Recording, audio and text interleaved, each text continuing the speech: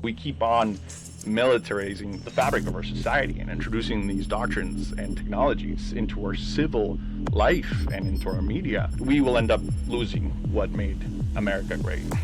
This is Ariella. I am a writer with Hard Reset, which is a Substack publication, and I'm here today with Juan. He's a former Palantir employee and a writer, and we had an interview together over Substack a couple of weeks ago, and we want to go a little bit deeper into that interview. So here we are.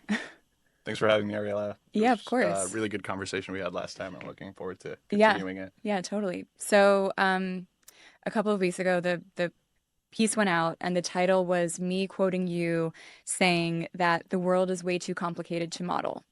And I think that really struck a chord with a lot of people. It was my most shared Substack post to date, and a lot of people noticed it. So I'm curious why you think that phrase, that the world is too complicated to model, stuck with people so much.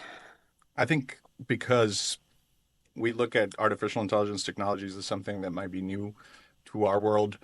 This is the kind of messaging that's being pushed on us, that it's innovative, that it's going to transform our lives.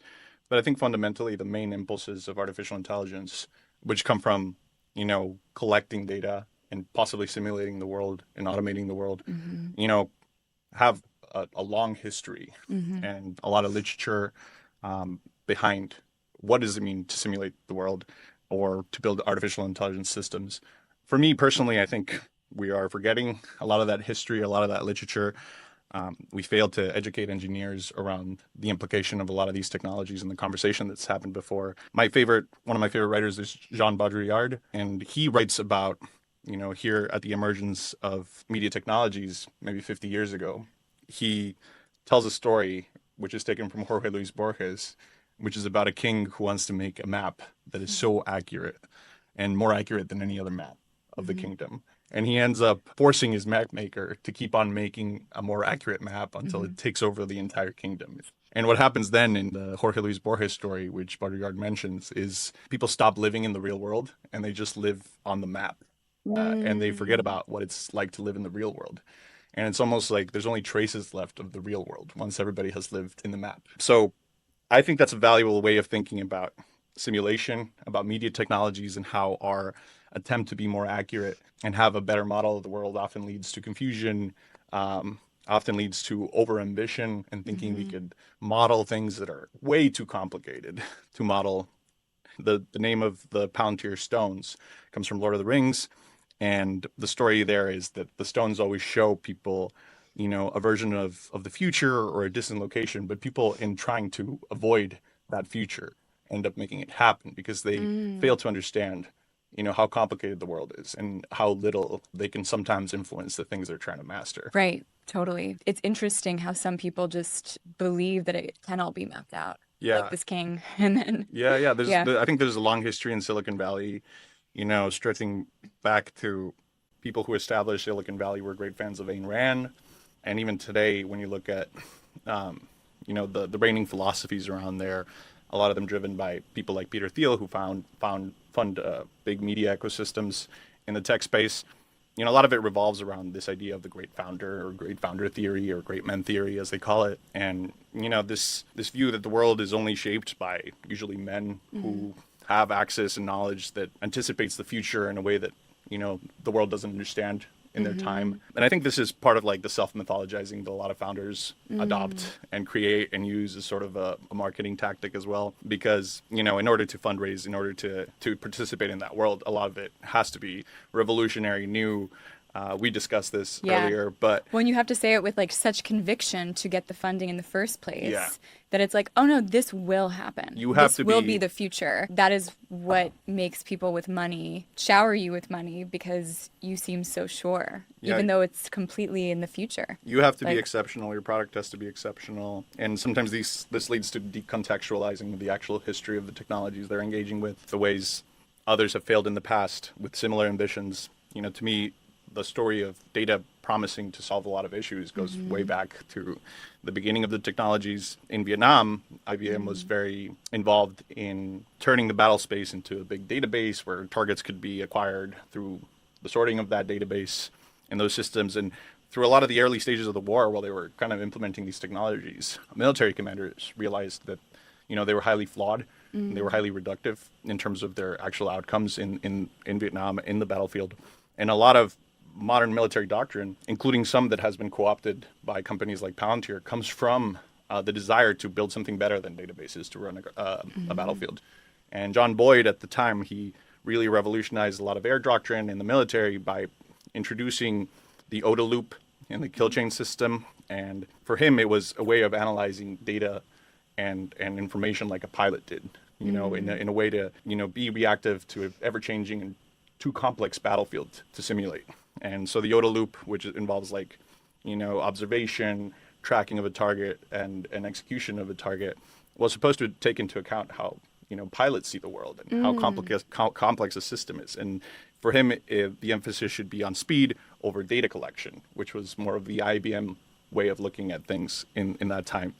But now, we're continuing to develop these air doctrines. I think we're realizing that a lot of these technologies that we use in the battlefield push us to build greater systems of surveillance, data, dragnets, and control, sometimes even over civilian populations, and that these sort of ambitions are becoming really hard to control as a society. And these impulses that are coming sometimes from militarized technologies are being extended to the commercial sector today. Yeah. And this hunger for data and information is pervasive. So there's the data analysis and the collection, and then the speed. And I'm wondering how you think companies are weighing it, because I've heard, this is just one example, but I just interviewed a Microsoft software engineer to talk about how Microsoft is providing cloud storage and AI services to the Israeli military. And he provided an example of sometimes they don't even have that much data. It's just a group of males. They don't have age, they don't have any other information. So then in my mind, in that circumstance, it's just speed and targeting people as quickly and efficiently as possible. And going back to this idea of efficiency in Silicon Valley being what everybody's obsessed with. Yeah. Efficiency as it connects to profit and hypercapitalism. So I'm wondering now if maybe, yes, there's this dragnet of data, but is it even being analyzed or as much as we think it is? And maybe it is. I know it is sometimes, but yeah. I think the first problem is that, companies like Palantir are, in my opinion, fundamentally introducing a militaristic way of thinking about the world, and sometimes influenced by covert operations or intelligence information that's not available to the public. A lot of their philosophy and approach to problem solving comes from that world, which again, is focused on data acquisition and speed and efficiency, and a doctrine where we run our commercial sector, much in the way we use artificial intelligence in the military, means that our main focus is going to be on collecting as much data as possible, processing that data as fast as possible to derive results.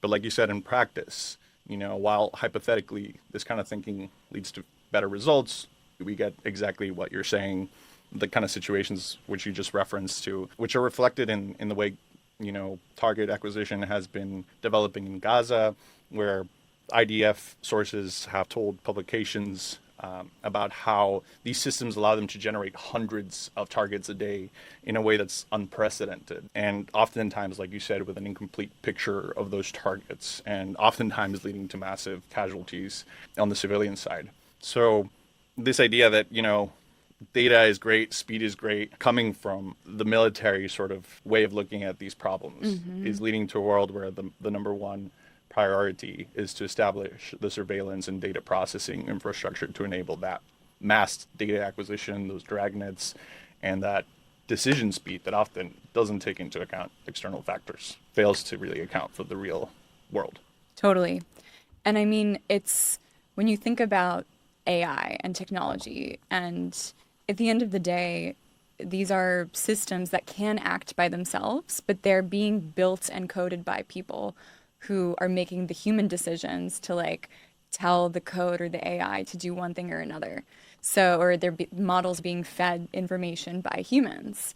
So I think that's interesting. And we talked about this in the Substack a little bit as well, the ideology that is feeding into the way in which software engineers or CEOs at a place like Palantir or Microsoft or whatever, how they are like giving direction to their teams. And it sounds like, to your point, it's almost like they have internalized this militaristic, authoritarian way of being as leaders, and they've decided that that's the only way to, I guess, make the most amount of money and then have the most amount of control. So then that's how these technologies are developed, which then certainly can go on to be automated and do things by themselves. But like they are being created from the source, which is these people with these ideologies. Exactly. And one of my main points that I've been trying to get across is that for most of us, AI ethicists, policymakers, researchers, and scientists have failed us in terms of protecting us from these technologies. You know, a lot of the conversation around AI has been around AGI, or that point of singularity where artificial intelligence is smarter than human beings, or it's about the development of biological or chemical or nuclear weapons with artificial intelligence, or it's about, you know, very real concerns around labor replacement through artificial intelligence.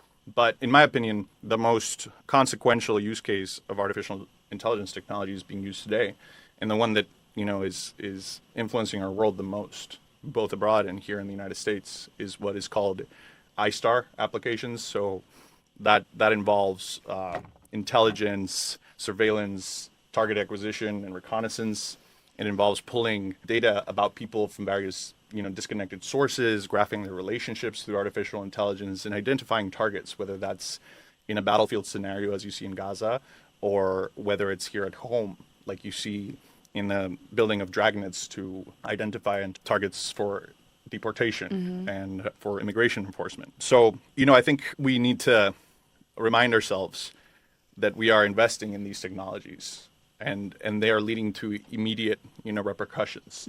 Whereas the other things that we're scared about, such as AGI and nuclear weapons, they're hypotheticals, and often they serve the purpose of fundraising and building hype around these technologies, as opposed to bringing to the forefront the conversations that matter to people, right? So when we talk about these targeting technologies using artificial intelligence, what is the role that humans play here, right? And most of these technologies are not automated, right? There is a human in the loop, in the kill chain loop, or in the targeting loop. And they, whether it's the operator or more importantly, the designer of those systems, are often, you know, implementing in those systems various ways and rubrics for processing and analyzing that data. And oftentimes they don't have a full vision of the accuracy of that data, the quality, whether it's sourced, you know, legally, properly, or not.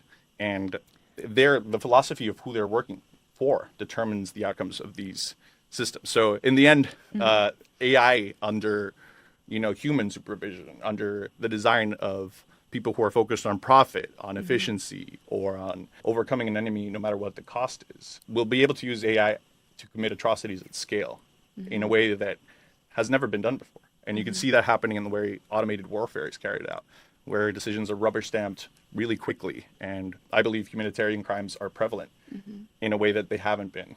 Yeah, and I mean, it makes me think about, like, speaking of human decisions to like do things with this technology, the New York Times a couple of weeks ago came out with a piece about how this Palantir product called Foundry is now going to be used by the Trump administration to basically take all the siloed data in various agencies and like start sharing them with each other. Worried about for that, like, what are the use cases that we should be thinking about that like could now be unlocked as a result of like the agencies now sharing information about us amongst each other? I think we all fundamentally want a government that's more efficient, which gives us, you know, ways of solving our everyday problems faster and improving our personal experience. But in reality, I think the way the government adopts a lot of these artificial intelligence systems tends to be guided by more political objectives, right? And I believe, you know, the adoption of Foundry by the federal government is kind of the end of a long series of decisions and strategies that have led up to that point. The executive order to connect siloed information and improve, you know, supposedly address fraud, waste, and abuse in government hides the real intention behind these technologies, which, as we've seen, are primarily focused right now on targeting individuals. You know, so we might see these orders and the greater adoption of artificial intelligence in the government as potentially a good sign. But in fact, the way we experience it today, where we see it in the news, you know, the biggest stories today how are these artificial intelligence technologies being used in Gaza and in LA, and in places around the country where individuals are being targeted? They are not being used to reduce fraud, waste, and abuse. Doge's goal of reducing government spending and waste has been widely reported as a failure. But instead of seeing, the enormous promises of the end of fraud and waste accomplished in the federal sector, instead we see the forceful use of this technology in an immigration context and in a warfare context. Right. So yeah, like the purported reasoning behind these bills, and the actual effects of artificial intelligence in the real world need to be contrasted, by the media and by individuals who are affected by these policies. Yeah. Well, speaking of like how they're being used in the real world, and we touched on this when you talked about seeing how car companies and vehicle companies were sharing data without warrants. And in LA, I'm sure a lot of people have seen Waymos are being burned. I feel like that was the most explicit example I've seen recently of people, other than you in your interview, what you said to me about the car companies, of people being like, oh, this Waymo can track or give data in a way that can turn ICE onto a person and then have them just disappeared off the streets. So I think that, people are starting to wake up to that. But then the question is, what then is next? How we interact with connected vehicles or our own data in a way that doesn't, we all can't become Luddites. I mean, we could if we wanted, I guess, but realistically, we're not going to. So like, how do we handle that? Yeah. I think first, like Waymo is an excellent symbol for a lot of the themes we were discussing. Yeah. Not only because of the amount of data that Waymos collect, which is, because of their function and what they do, automated driving and taking people around the city, and they have to collect a lot of data, right?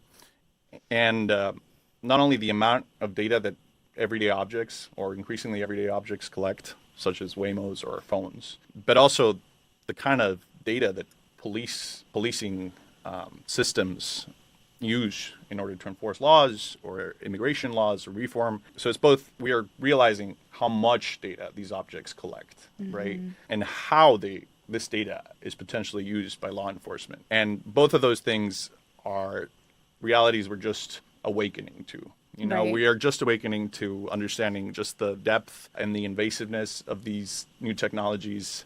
And we're just beginning to understand the types of data that law enforcement collects. And on both ends, both within the design of these technologies and in the design of law enforcement, and how these policies, these new immigration policies are enforced and what data is used, we have almost no transparency to understand the depth and breadth of data collection and what its use could be against us, right? And I fundamentally believe there is not enough clarity about the kinds of data that applications such as Immigration OS being built by Palantir leverage and could potentially use against people. Not only data collected from non-citizens, but also from citizens, and people will be surprised at the amount of data that is commercially available for people for purchase by the federal government, but also the kind of biometric data, automated license plate recognition data, and the many AI models that are used to process, collect, and even detect this information. And the social graphing that happens in the study of people's social media, all those things are things we're just beginning to have conversations around, right? Yeah. But when you see, a Waymo in flames, to me, that's like a symptom of a greater, awakening of just the amount of data that's being collected and how it's used against us. Totally.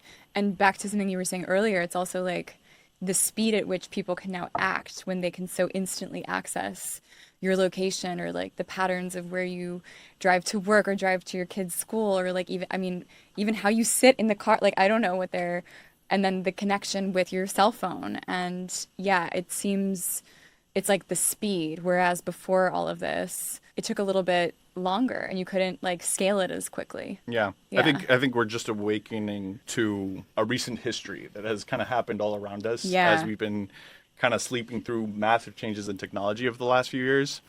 And the first one is what a gift for the surveillance establishment and for the military smartphones have been, Yeah. That's the first stage. People's smartphones have given, law enforcement potentially such a treasure trove of data around the people they're going after. And people don't realize something they carry every day with them, contains potentially a lifetime's worth of information about not only them, but their friends and their activities. That's the first sort of realization I think we all have to partake in. The next one is not only cell phones have been hugely, instrumental for the construction of this highly surveilled world, but cloud data is also an enormous battlefield in a sense surrounding intelligence and AI. And the reason why that cloud data is so important is because just like for the individual, the iPhone or the smartphone carries so much data about them. There's so much organizational data stored in the cloud, oftentimes involving, deals or, exchanges or utilities and energy management that is hugely important for the operation of society. So there's this entire separate surveillance battle going on around cloud systems. A lot of energy providers manage, their customers there. A lot of, international corporations, execute a lot of their day-to-day operations on the cloud. And the final stage of how, our world has been transformed technologically is the satellite.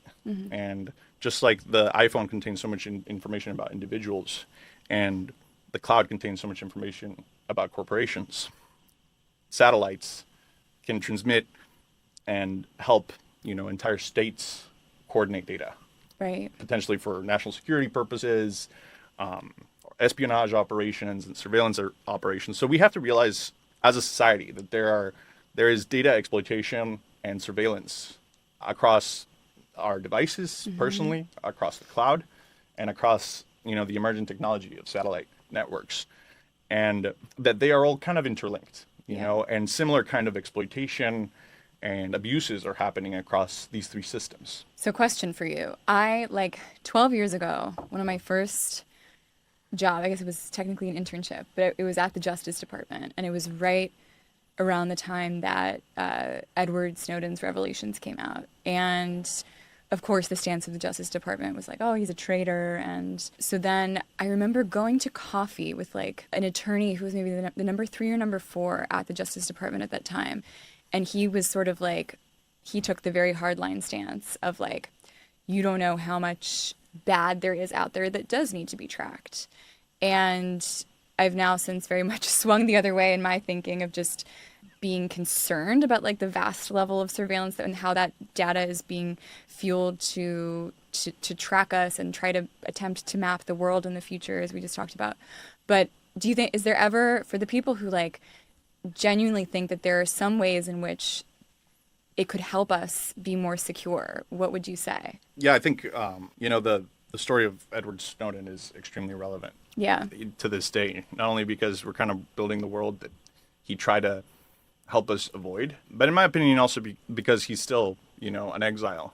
And I read recently Henry David Thoreau's essay on civil disobedience and the importance of having people act on their belief of what is right and what civil rights should be, especially when government starts infringing upon our civil rights and our basic freedoms and becoming too overpowering. And I think Snowden is exactly that kind of individual who took that stance. And the fact that we're still punishing individuals that are speaking against the exploitation of people's data and the violation of their civil rights, and the fact that he has to be in exile in Russia is sort of an indication that these technologies are winning, right, in our lives. Second to that is, I think Snowden revealed the level that paranoia has, permeated our society since the advent of social media and all these technologies. Everyone is sort of constantly performing and spying on each other through social media. It's kind of become part of our fabric, social fabric. And it has also shaped not only our systems and the architecture of those systems, but eventually our behavior. Yeah. And now everybody kind of self-polices, in my opinion.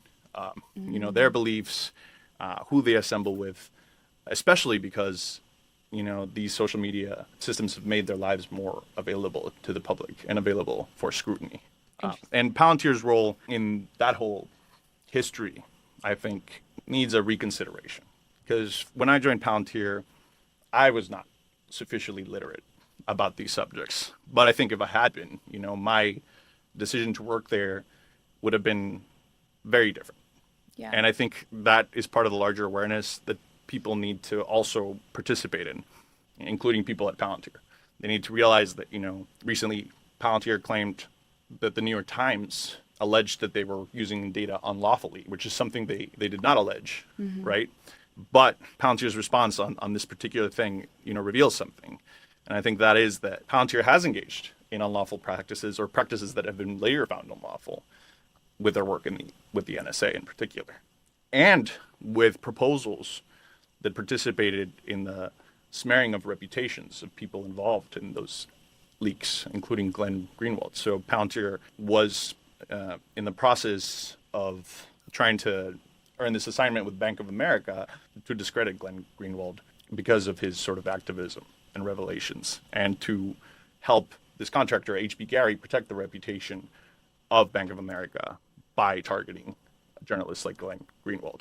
So you realize how this just episode brought to light a lot of these things, and the brushing over of that episode, the fact that we just continued charting that same course is something that we really need to reassess. And I mean, so much of it, I feel like, is just connected to the profit incentives of like hyper capitalism these days. And to your point earlier about, the AI ethicists and the policymakers and others have failed us in a way, I'm wondering, what kind of like legislation is being brought to check this, like both on a state and federal level? Yeah, the answer is almost no legislation.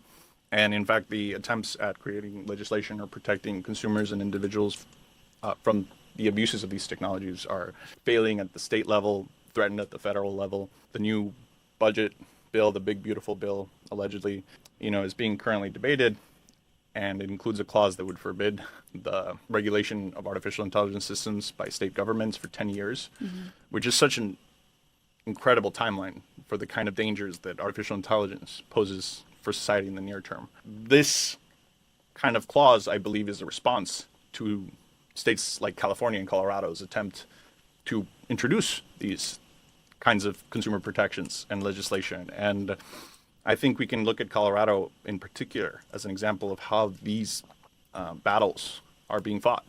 And recently, Colorado passed the nation's first AI consumer protections bill. But Democrats, many of which were influenced and lobbied by Marc Andreessen, tried to kill and delay this bill, including by introducing measures late in the middle of the night at the Colorado State Senate. And again, it was up to like individuals to protect these kind of protections. Brianna Titone of Colorado, a state senator there, she filibustered these Democrats in order to make sure that this law was not delayed. But despite of her actions, Mayor Johnson and Governor Polis are still looking to delay the implementation of these protections for consumers. And in fact, these bills don't even go far enough. And other bills have failed, such as the protection of whistleblowers who are trying to speak out against the abuses of these artificial intelligence systems. Those protections were not passed in the Colorado Senate. And then today, Cynthia Loomis, a Republican representative, introduced, possible legislation to absolve the developers of AI systems from civil liability over the use of these systems, if they're transparent enough. And the reality is most of these developers are not transparent enough. And even if they are transparent, they often occlude the real consequences of their technologies. So broadly, AI legislation is failing the American people. And companies like Palantir and people like Marc Andreessen, in my opinion, are establishing a coordinated attack on our First Amendment rights, on our Fourth Amendment rights, on our right to assemble, our freedom of speech, because surveillance impinges so much on the possibility of what you can say and who you can meet, just by the definition of being there. And our Fourth Amendment rights, which involve, protection from unlawful seizures or searches, it's my understanding that these technologies have been used a lot without warrants, to obtain the data of people, Right. Despite what they say. And also the 1974 privacy bill, which was supposed to protect individuals from having their data connected and exploited across federal agencies. Right, right. What other problems exist in the future for consumers that they potentially are not aware of until they're like defrauded or they read something that's fake or see something that's fake? Yeah, I feel like there's a ripe world for scamming. To me, my greatest concern is this kind of knowledge asymmetry or information asymmetry Yeah. that is happening when the government or corporations have access to this data and potentially know way more about who you are and what you do that you can possibly remember. So an entire life of data collected over time becomes ripe for exploitation when presented to corporations or governments by platforms like Palantir. And Palantir often talks about how it's not a data company, it's not a data broker, it doesn't sell data. That's crazy that they say that. Well, it is what they do. They Yeah. don't sell data. They actually don't sell data, even though they work with companies that do sell data. Yeah. And I was part of that as well. With spec deals and companies that were selling data and collecting data, and were using Palantir's platform. Do they say they're a platform that organizes data? They Like, say how do they're they- a platform that helps process data. But to me, that means exploit data, right? And there are ways in which you can exploit data, for good, and there are ways in which you can exploit them for wrong. But Palantir allows you to carry out this kind of exploitation and build this kind of knowledge asymmetry over your adversary or over your consumer.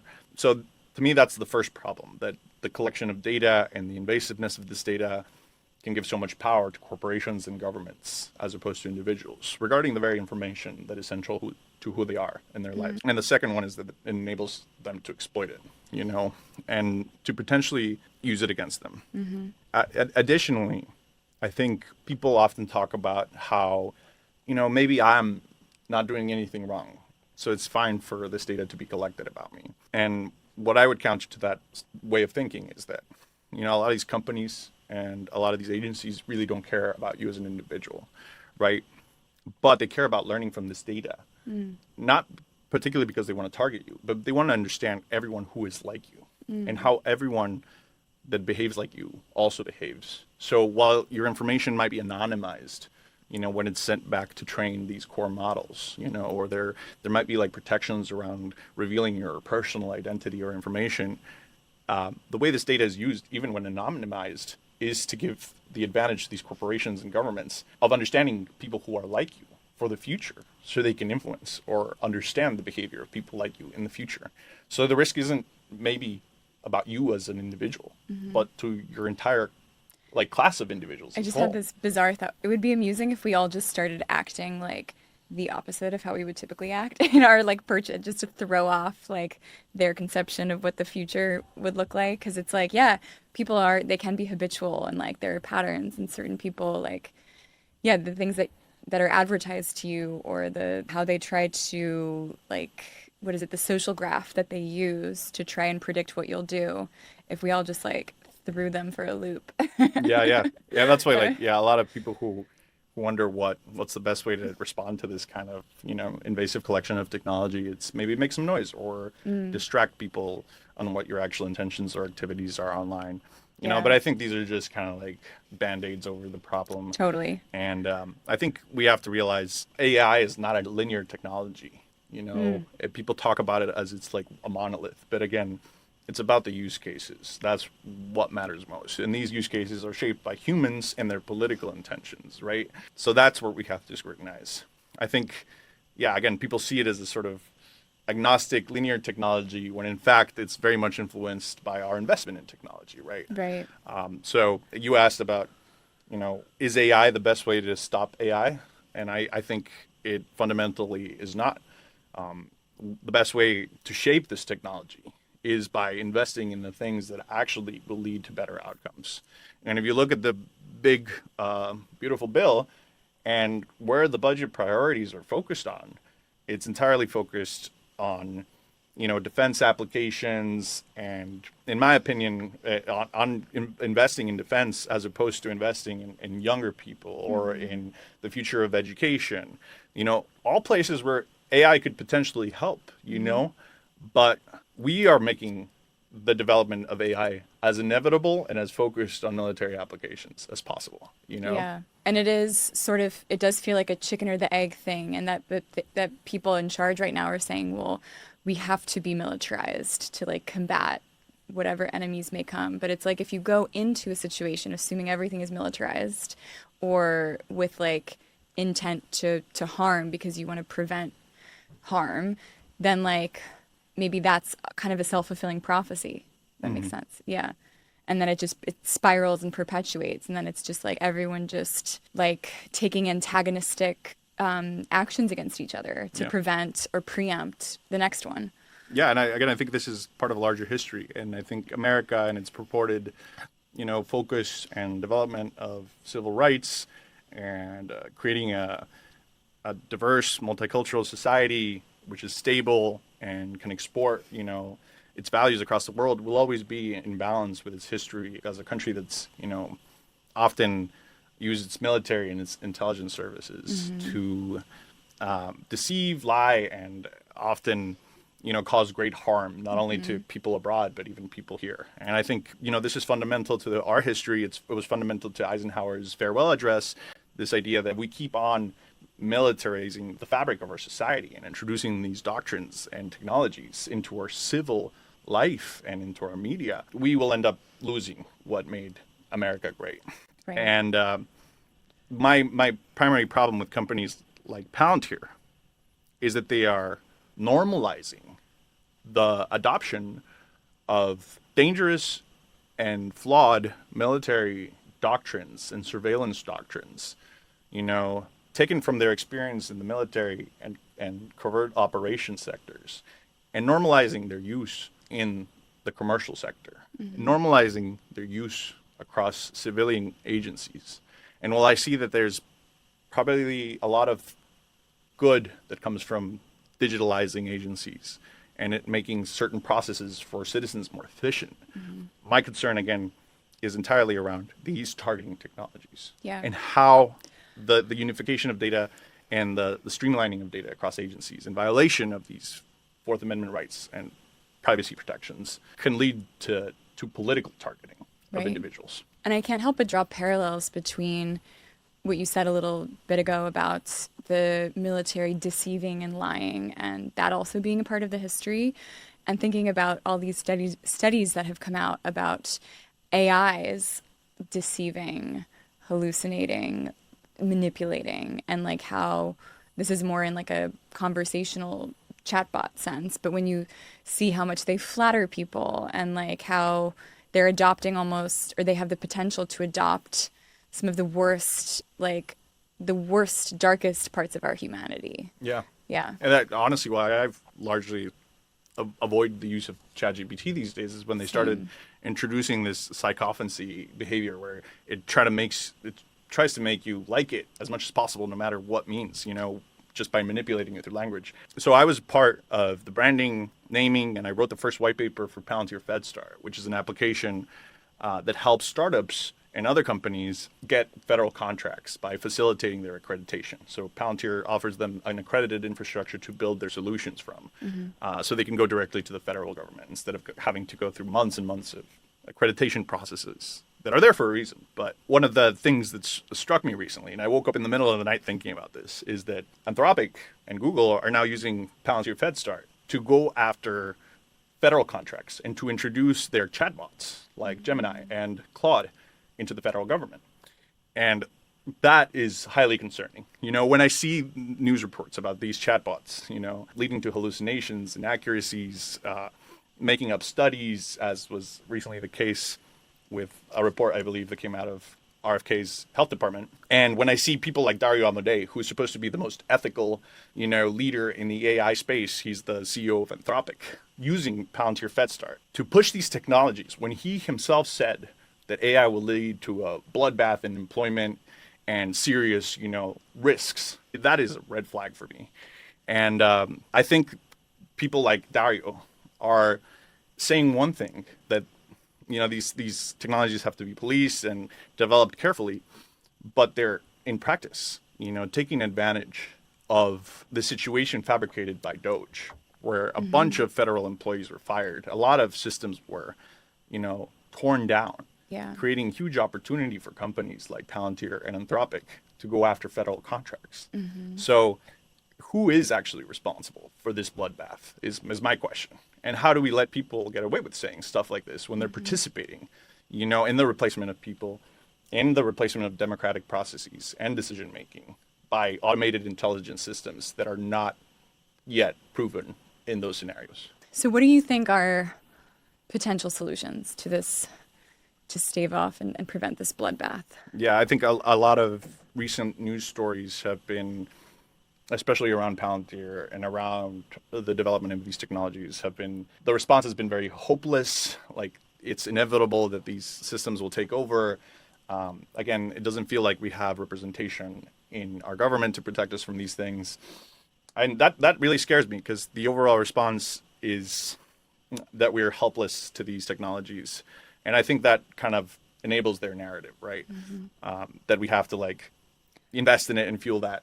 Well, and this idea that they can control the future. Yeah. Because they've taken away our agency, and then the hopelessness fuels into, oh, well, then we can just chart our own future if everybody's just given up. Yeah, and these systems of targeting, that we talk about, Palantir developing, using, are part of everyday applications we use. They're not exclusive to Palantir. Palantir, I think, is just representative of a lot of these technologies. But, there's algorithms and AI used to target you on your social media apps and make you dependent on those platforms.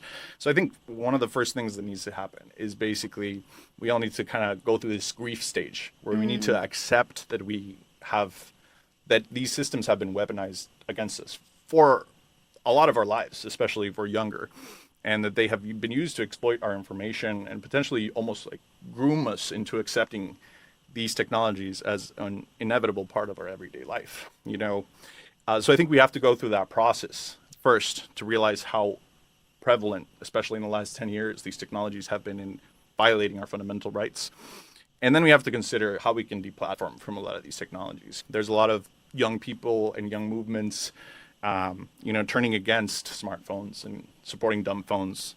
And I think it's a really huge problem that we only have 4 or 5, internet platforms in which to engage in and share content and information and participate in discourse. And the ability in which they can be co-opted or bought and weaponized by people like Elon Musk will always be present if we continue to centralize our communications like this. And then, finally, after refocusing on the civil rights implications of these technologies, refocusing on the actual use cases that matter, which again, to me, are killing people and taking away their rights, then we actually can have a conversation about how can we introduce accountability to these companies? How can we develop legislation that protects consumers from not AI as a big boogeyman or as a sort of placeholder for whatever future you want to create as a company, but of the actual effects and consequences already visible today, such as the automation of warfare, the automation of deportation, and the removal of people's rights. That's a lot, but it has to be done. And I feel like there are more people who've been on the inside of these companies, like you. I mean, I worked at Uber, and then people just wake up one day and then you just realize it could be different. And it sounds sometimes delusional to say oh, I'm gonna I think that's where the hopelessness comes from. But there are a lot of people who have a lot of hope, and there are things to be done. Yeah. And that's the only way that authoritarianism can really take hold is if people just think that they have no agency or power in their own right. A lot of this is, individuals coming to terms that they have been exploited for so long. Yeah. But then the next step, and it's kind of hard because they got a lot of golden handcuffs and they're normalized to existing in that class, but tech workers have to realize that they're complicit in the construction of these surveillance systems and that they also have a lot to do to kind of redesign these technologies, redesign protections from these technologies. And in a way, if they don't take action now, they'll be participating in the undermining of their whole class in the end eventually, because in a sense they're all focused on automating and efficiency, and I think we already see kind of the consequences of that in the computer science labor market. It's only going to continue unless there's a broad class awareness in the technology workers that action needs to happen immediately, and that we need alternatives to the platforms that have been created today. For sure. And I feel like that can be galvanizing, the idea that something new can be created. So Thank you so much. Your like knowledge and work is so important right now. And yeah, this was a great conversation. Thanks for having me, and I appreciate Hard Yeah. Reset for giving a voice to tech workers and people like dealing with these technologies Awesome. day to day. Thank you. Thank you.